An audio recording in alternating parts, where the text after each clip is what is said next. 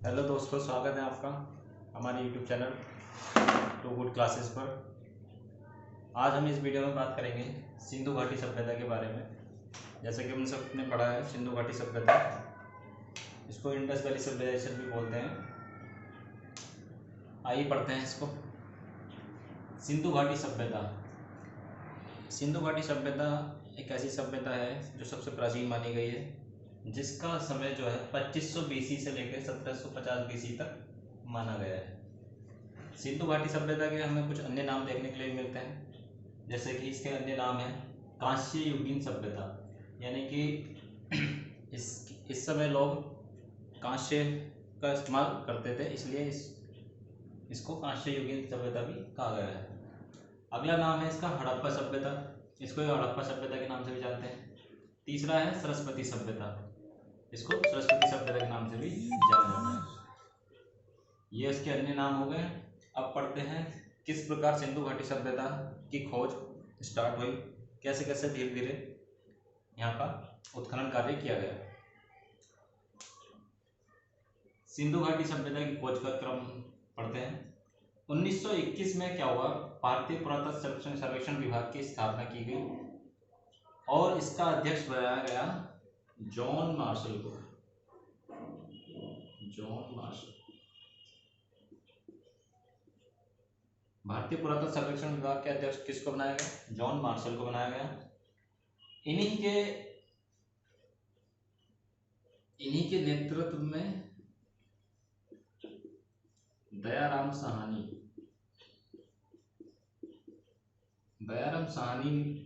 ने क्या करा? इन्हीं की जॉन मार्शल के नेतृत्व में दयाराम साहनी ने सिंधु घाटी सभ्यता का उत्खनन कार्य 1921 में प्रारंभ किया। लेकिन इसका सर्वप्रथम प्रयास जो किया था, वो सर्वप्रथम प्रयास किया था चार्ल्स मैसन ने 1826 में, जो ये इतना खास उसको प्रस्तुत नहीं कर पाए। अगला प्रयास हुआ दूसरे नंबर का 1856 में विलियम रोटन द्वारा, ये भी इन्होंने इस बात पे इतना गौर नहीं दिया। तीसरे नंबर पर आते हैं हमारे अलेक्जेंडर कर्निघन। अलेक्जेंडर कर्निघन ने क्या करा? 1853 से 1856 के बीच में इस जगह इंडस यानी सिंधु घाटी सभ्यता की यात्रा की, यहाँ पे आके देखा तो यहाँ से उन्हें एक चित्रात्मक श्रृंगीय मोहर प्राप्त हुई, जो एक सींग वाली मोहर होती थी, वो इनको प्राप्त हुई अलेक्जेंडर कर्निघन को। 1875 में कर्निघन ने इसके बारे में प्रकाशित किया, एक श्रृंगीय मोहर के बारे में। तो यहाँ तक तो इसका ये विकास क्रम था, कैसे मतलब सिंधु घाटी सभ्यता की खोज हुई धीरे धीरे। अब हम पढ़ेंगे सिंधु घाटी सभ्यता के भौगोलिक क्षेत्र के बारे में। और हाँ, सिंधु घाटी सभ्यता आदि ऐतिहासिक काल के भीतर आती है।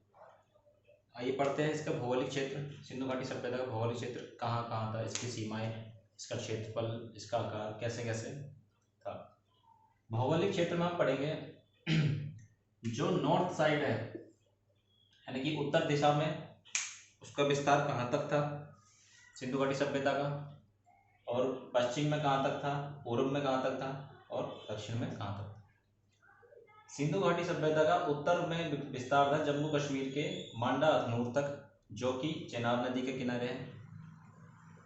पूर्व में विस्तार था मेरठ यूपी आलमगीरपुर, जो कि हिंडन या फिर यमुना नदी के किनारे स्थित।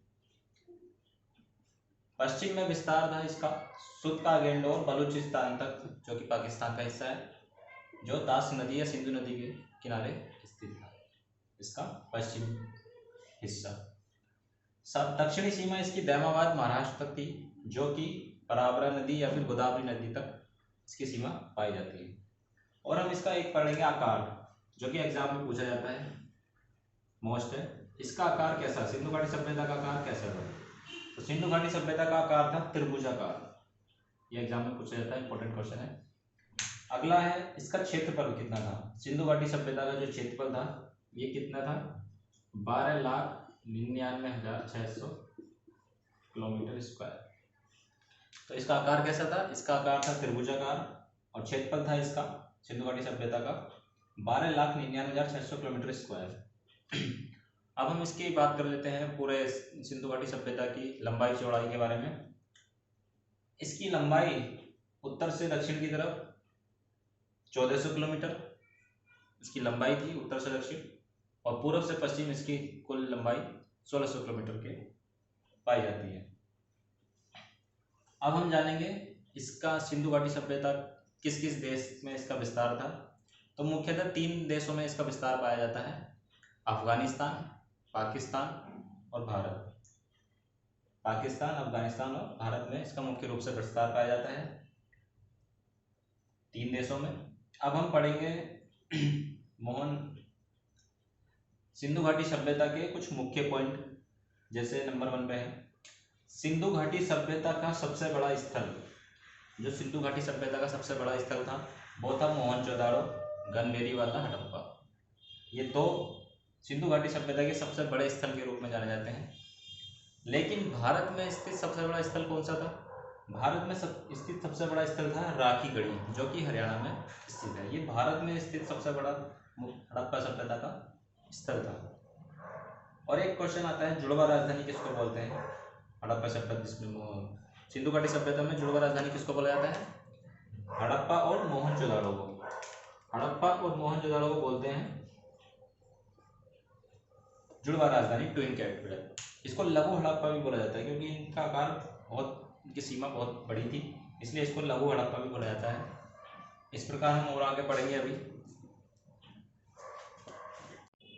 आइए दोस्तों, सिंधु घाटी सभ्यता को आगे पढ़ते हैं। अब हम पढ़ेंगे सिंधु घाटी सभ्यता में उसका शहरी नियोजन, जो भी उसका सिटी कैसे अरेंज होती थी, उस सिंधु घाटी सभ्यता का शहरी नियोजन, टाउन प्लानिंग कैसे किस प्रकार करते थे वो लोग, कैसे रहते थे, कैसे उनके घर होते थे, उनका डिवीजन कैसे होता था। अब यहाँ पे देखिए, इस चित्र के माध्यम से हम समझेंगे। ये जो यहाँ पर ये दिखाया गया है, ये घर का चित्र है। सिंधु घाटी सभ्यता के घरों में कोने में होते थे उनके सीढ़ीदार कुएं पाए जाते थे।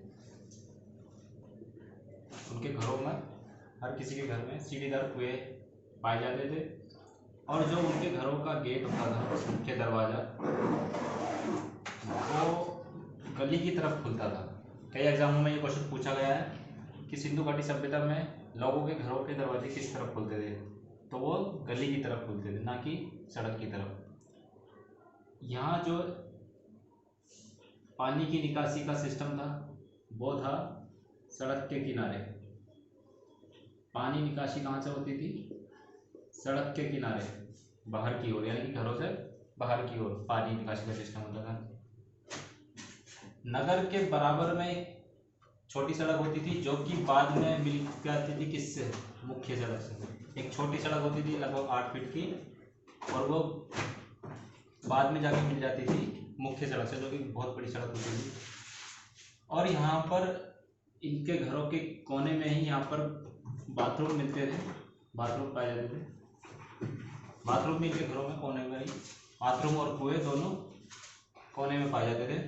और गेट मुख्यतः गली की तरफ खुलता था, ना कि सड़क की तरफ। सड़क की तरफ नहीं खुलता था गेट खुलता था गली की तरफ। ये इनका घरों का थोड़ा सिस्टम था, जिसमें क्या पाया जाता है? सीढ़ीदार कुएं पाए जाते थे, बाथरूम और दरवाज़ा बाहर की गली की ओर खुलता था। और जो पानी निकासी की व्यवस्था थी वो थी सड़क की तरफ, बाहर की ओर। और जो सड़क थी, नगर की सड़क, मुख्य सड़क से बाहर जाके मिलती थी, जो कि एक बड़ी सड़क होती थी। इस प्रकार इनके घरों का वो था। और ये होता था घरों के निर्माण में ईंटों का अनुपात जो होता था, वो ये इस अनुपात में ईंटें घरों के निर्माण में प्रयोग की जाती थी। 4:2:2 में ईंटों का प्रयोग किया जाता था सिंधु घाटी सभ्यता में। आगे हम पढ़ेंगे शहर। सिंधु घाटी सभ्यता में शहर का निर्माण किस प्रकार होता था? शहर यहाँ पर दुर्ग, पूर्वी शहर और एक पश्चिमी शहर। पूर्वी शहर को दुर्ग बोलते थे, जहाँ पर दुर्ग में क्या होता था? विशेष प्रशासनिक लोग रहते थे, या फिर विशेष लोग रहा करते थे दुर्ग में। और पश्चिमी शहर में आम लोगों का निवास स्थान था, यहाँ आम लोग रहते थे।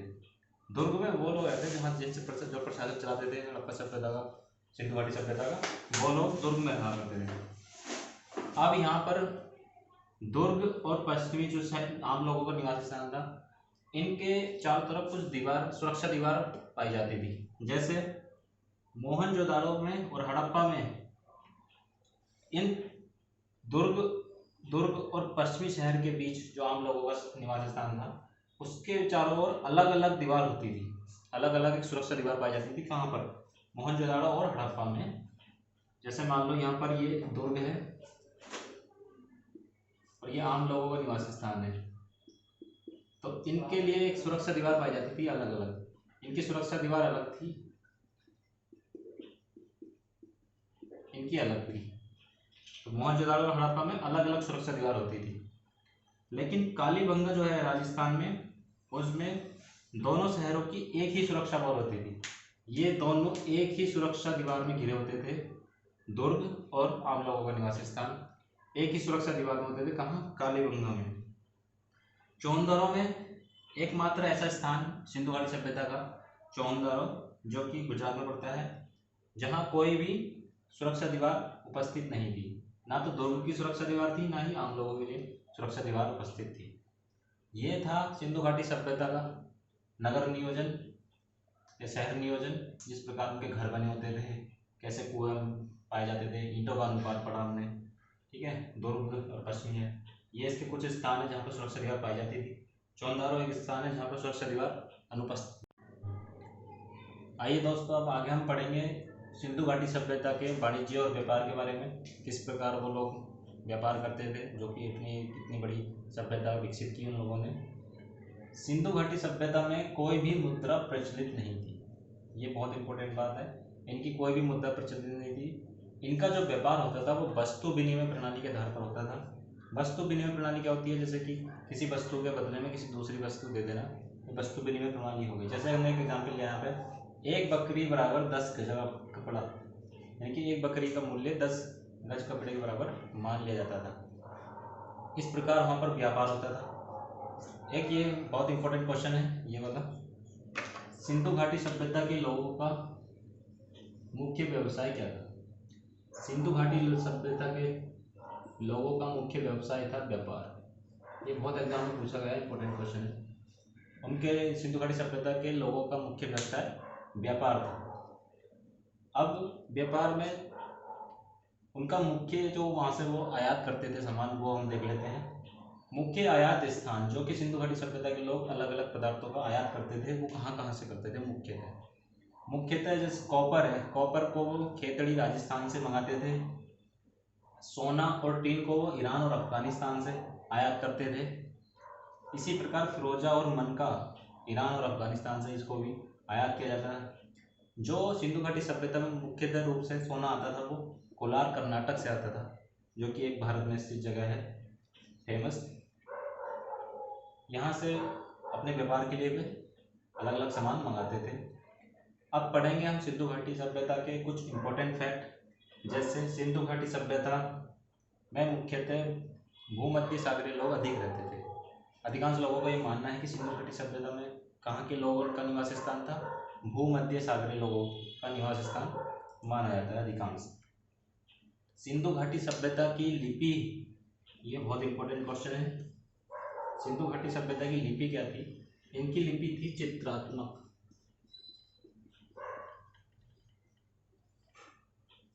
इनकी सिंधु घाटी सभ्यता की लिपि क्या थी?